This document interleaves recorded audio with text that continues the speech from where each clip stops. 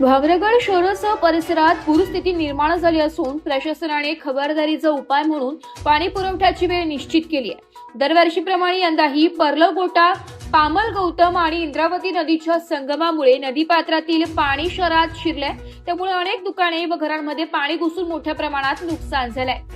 भामरागड तालुक्यातील बाबनपल्ली परिसरातील अनेक नागरिकांच्या घरामध्ये पावसाचे पाणी शिरल्याने त्यांचे जनजीवन विस्कळीत झाले। तसेच शेतकऱ्यांच्या कापूस पिकांचे अतोनात नुकसान झाले असून त्यांच्या हाती आलेले पीक पाण्याखाली गेल्याने आर्थिक संकट ओढवले। राष्ट्रवादी काँग्रेस राका भामरागड तालुका अध्यक्ष इंदरशाह मडावी यांनी दिलेल्या माहितीनुसार गोरगरीब आदिवासी जनता वर्षभराच्या उदरनिर्वाहासाठी शेतीवर अवलंबून असून कापूस लागवड करून आपल्या कुटुंबाचा संसार चालवण्याची तयारी करत असतानाच हा अवकाळी पावसामुळे मुसळधार पावसाने त्यांचे मोठे नुकसान झाले। त्यामुळे बाधित शेतकरी पूरग्रस्त कुटुंबांना तातडीने आर्थिक मदत व दिलासा देण्याची मागणी करण्यात आली आहे। दरम्यान प्रशासनाकडून पूरस्थितीवर लक्ष ठेवण्यात येत असून आवश्यक त्या उपाययोजना करण्यात येत आहेत। नागरिकांनी सतर्क राहून प्रशासनाच्या सूचनांचे पालन करावे असे आवाहन करण्यात आले। एस मराठी न्यूज साठी तालुका अध्यक्ष इंदरशाह मडावी भामरागड।